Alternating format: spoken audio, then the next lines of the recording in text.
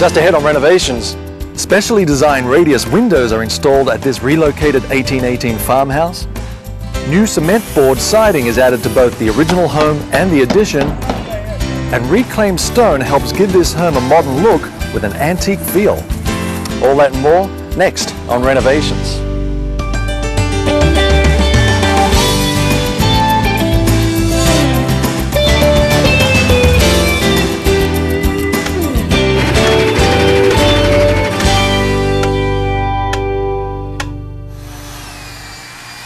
Hello and welcome to Renovations. I'm Bart Shadlow. For nearly 200 years, this 1818 farmhouse stood across the street from its current location. When that property was sold to make way for an assisted living community, the house was scheduled to be demolished. Fortunately, though, the house was salvaged and moved to its new address.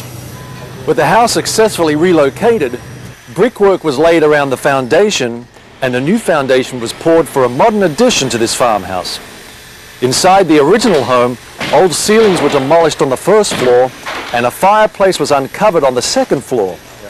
A wall was taken down to create a spacious great room, which is given a more modern look with the help of elegant beadboard paneling. Now work has moved to the roof, where framing for the new addition continues. To support the new second floor roof rafters, a ridge board is set into place. Then the plumb cut rafters are installed. Hey Vinny.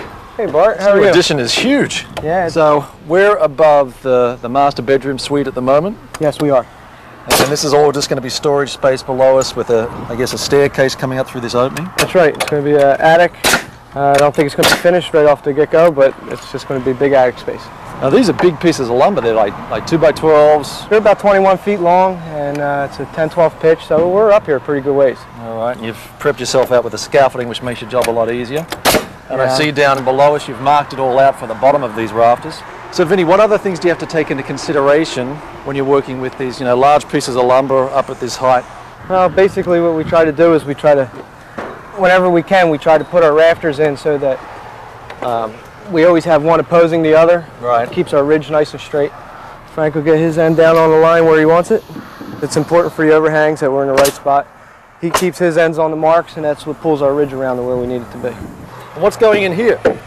We have a big dormer down here. Yep. So this is really the last rafter we're going to set on this side, then we'll be coming over to the other side of the roof. And working all the way across. Working our way across. All right. Okay, man. A lot of work ahead of you. Yeah, a lot. Thanks, Vinny. See ya. Well, we're back downstairs at the front of the house where there have been some changes to the original renovation plan, and we're here with Tom who's going to tell us all about it. But first of all, tell us what happened with this. Oh, besides all this fun, we were doing some hiking on the Appalachian Trail and slipped and broke my leg. Oh, so how long are you out of commission for? Well, it could be 10 to 12 weeks. Not looking forward to it. And I say you're out of commission, but you're still here every day supervising the guys, making sure they do a good job, huh? Yeah, we're hobbling around. So tell us about the changes. Apparently it had something to do with the siding? Yeah, so originally we were going to take the siding off and do some wiring from the outside, and then we discovered that the house is concrete, filled with concrete in between all the studs. Oh, wow. So I think we're going to wire it a little bit different way, inside through the ceilings, and then just patch up the siding and paint it. That way we'll keep the old. So you keep the old siding. Do you have any idea why they poured concrete into the walls? I guess the type of insulation back in those days. Don't quite know why. All right, and that's probably why it was such a slow move from across the street to this new location here. The mover said it was one of the heavier houses he moved. Yeah, no doubt. Yeah. All right, well, keep a load off. We'll catch up with you later. Okay, see thanks. You, mate. Next on Renovations, antique shutters get a facelift, plus the siding salvage plan runs into trouble.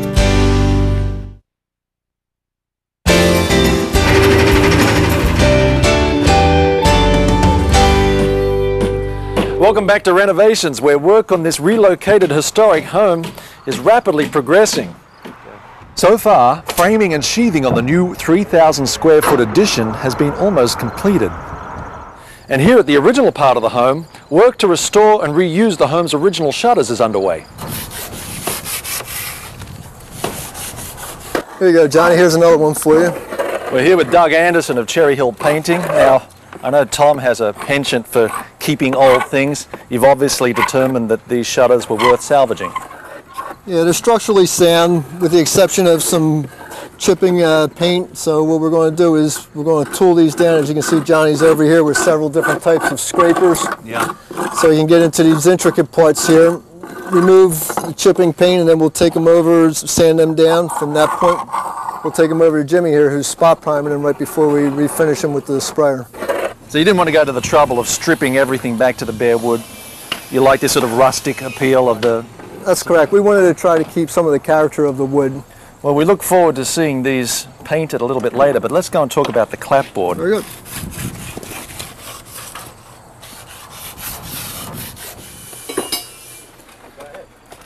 Now, Doug, this clapboard is an on-again, off-again saga. I mean, originally it was going to come off, and then when Tom realized that the walls were filled with this concrete, decided to keep it. You've come onto the scene and with your expert opinion said it really should come off. Explain to us. Well, if you look at this piece here, this is a piece Dan has just taken off. You see this checking throughout here. Yeah. Even with proper prepping, without stripping this proper prepping, this checking would reoccur through time. Okay. The alternative was to power wash mechanically and manually scrape and sand this, but through time the checking would reappear, and we didn't think that would be aesthetically pleasing. Now, what other issues are we looking at here? Well, there's vapor barrier. This doesn't have a vapor barrier, so what would happen was, if you can see the back, you can see moisture on here. Yeah. Yeah. The moisture has no place to go but to push through the paint film, causing it also to break through and chip. So the long shot was too expensive, too time consuming to fix this up. Better just to take it off, put up a water vapor barrier, and then just put on, we're going to put on the fiber cement. Yes. Okay. Well, it looks like you guys are actually spraying a couple of the shutters. Let's take a look at that, huh? Fine. Well, Doug, these are coming out nice. Yeah, they're not looking too bad. Yeah. So how many coats of paint are you putting on? Well, this is the first coat. Johnny's applying the first coat now, and after they dry, he'll apply the second coat. And how many shutters do you have to do? 20 sets, roughly 40. Wow, it's going to look great. I mean, there's nothing like the authentic, the real deal. Yeah, I'm pleased with the way they're turning out. And you got your work cut out for you, so we'll leave you to it. Thanks. Thank you very much. So we were talking about fiber cement board, and I believe some of that is going up on the new addition even as we speak, so let's take a look at that.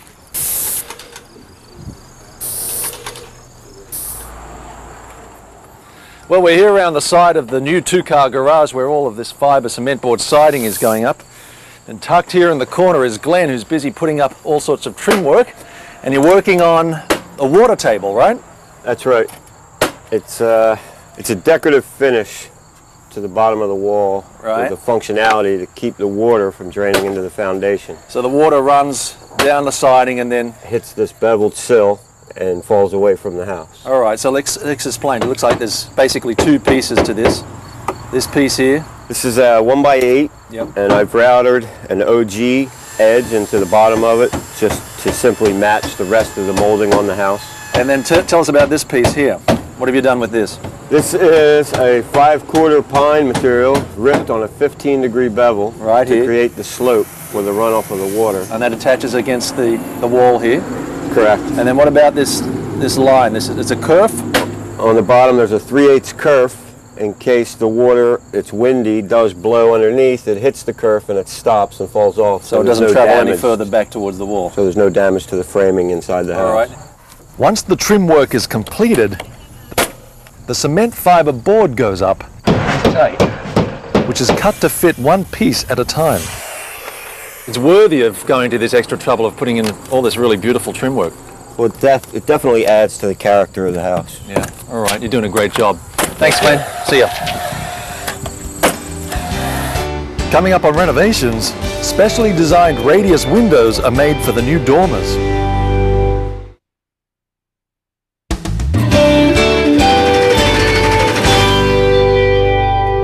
Welcome back to Renovations, where work to upgrade and expand this 1818 farmhouse with a spacious modern addition is moving along quickly.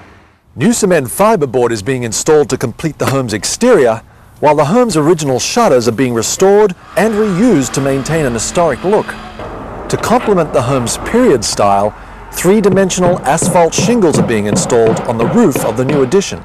Right now, prep work is underway for custom radius windows. But before we take a look at that, we visited the factory where the radius windows for this project were made.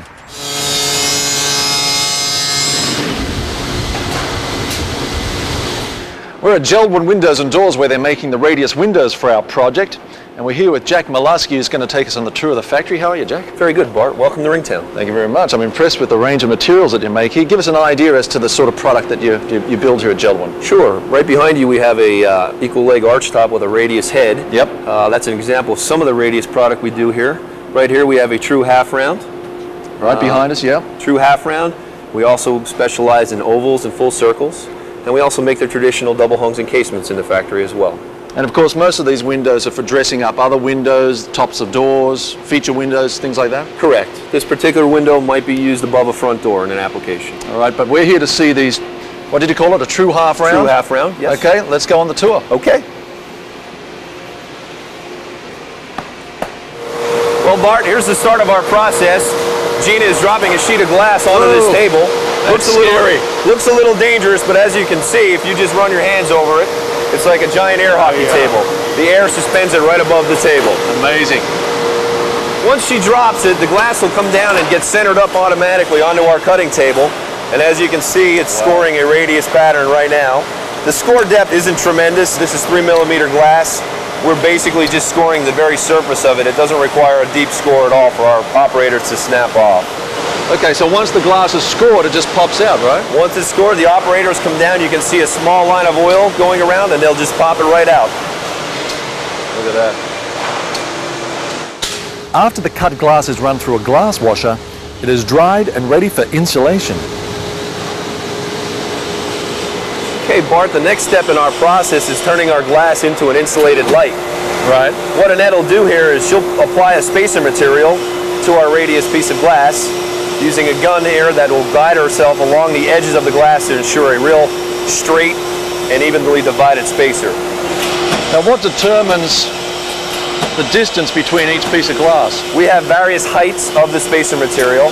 Depending on what type of glass we're running, we can run a different thickness of glass depending on what type of product. And do you get more insulation the greater the distance Correct. between the glass? Yes. All right. This table has a vacuum on it to allow her to easily maneuver the glass without being very cumbersome.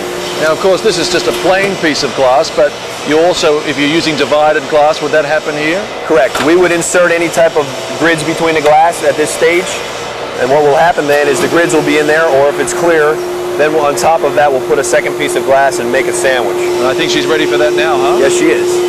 Now she'll seat the glass on top, and now we have a start of our insulated glass. Now, this spacer, does it create a seal? At this point it doesn't. We need to backfill that spacer with a compound. What she'll do now is send it through the press and we'll go down to the next station. All right, let's go, huh? Once the glass has been pressed, the spacer is then backfilled with a sealing compound which creates an airtight, watertight seal. The bonded glass is now ready to be dropped into a radius window frame which is made using laminated wood veneers. Now, Jack, I've always wondered, how do you actually bend the wood to make the radius part of these windows? Well, Bart, the actual bending of the wood takes place in our radio frequency bender. Now, why is it easier to bend laminated material like this as opposed to a solid piece of timber? It's easier to bend laminate material because the laminate material will actually slide. Because of the glue, when your radius is going over, the outer pieces will actually slide on the inner pieces, making a nice, easier bend. If it was a solid piece of wood, you would experience cracking or breaking. I can see that sliding process happening here. So how long does it stay on this machine? We send about 8,500 volts through this, and it stays on here approximately 4 to 5 minutes. Once it cooks for 4 to 5 minutes, we'll let it cool down for 3 or 4 minutes, cures up, the glue cures up, and we're ready to go on to our next process. So it's basically heat and pressure? Heat and pressure is what it does. All right, let's move on, huh? Okay. Aluminum cladding is shaped to match the radius frame, and then the pieces are ready for assembly. Well, Jack, we've got our window basically framed up. What are the final steps before we drop the glass in? Well, here we are in final assembly, and what Gary's doing right now is laying down a bedding tape on top of our glass leg. Yep.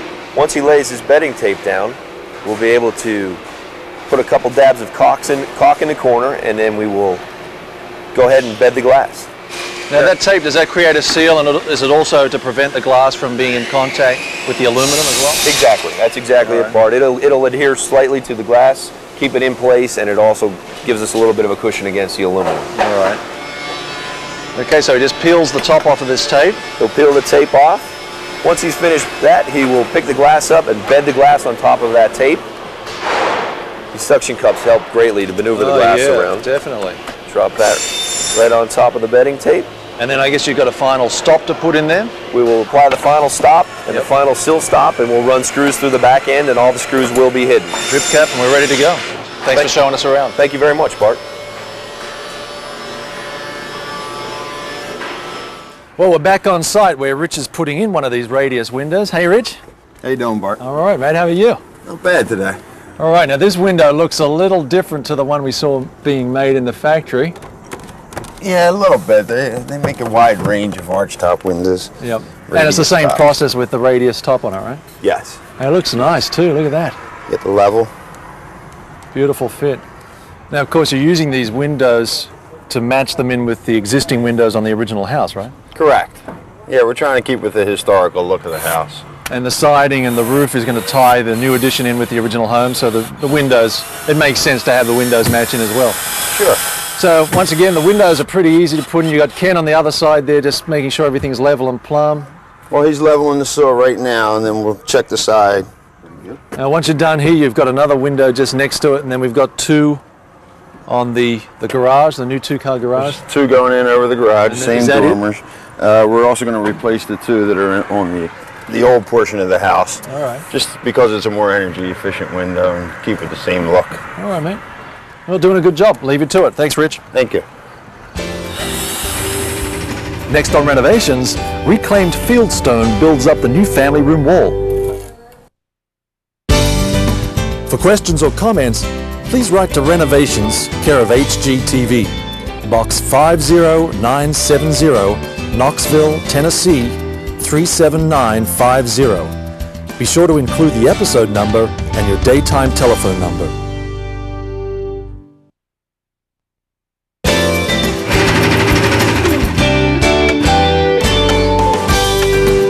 Welcome back to Renovations, where work to bring this 1818 farmhouse into the present day with the new addition is quickly coming to a close. With most of the exterior work completed, one of the final jobs on the interior of this 5,000 square foot project is underway. Here in the basement under the new addition, skilled masons are working to bring this cold, hard space and transform it into a rustic family room. We're here with Casey and Ray Schaefer, father and son team from Old School Masonry, working on this beautiful stone wall. Casey, you're doing a great job here. Thank you. Now this stone was reclaimed from the old foundation from where the house used to be, right? Yes, correct. And it's, what is it, a sandstone? Yep, it's a very soft sandstone. It's most likely very native to the land here. Yep. And it's, I guess it would be fairly easy to work with in that you can shape it up fairly well. Yeah, it trims really nice, and you can form it to shape just about anything you need. Yeah. I'm looking at part of the wall that you've already done here, and it's very random with the size and the shape of the stone. What goes through your mind when you're trying to determine what stone goes where? Well, it's pretty much like a big puzzle, and you just have to use what stone you have. See how much big stone and little stone you have, and just kind of space them out so when you get to the top, it has the same look. Yeah. Now I'm looking behind the stone there. You're now filling behind it. What else? It looks like you've got bits of old brick and all sorts of rubble back there too. Yes, it just locks everything in. Yep. Now this mixture that you're using is very dry. Why is that? Well, it's easier to work with, and for laying stone, it's a lot nicer. It keeps the face of the stone from smearing too much when we rake it out and brush it. It's nice. You really get that shadowy effect too under the stone too. It really adds to the texture of the wall.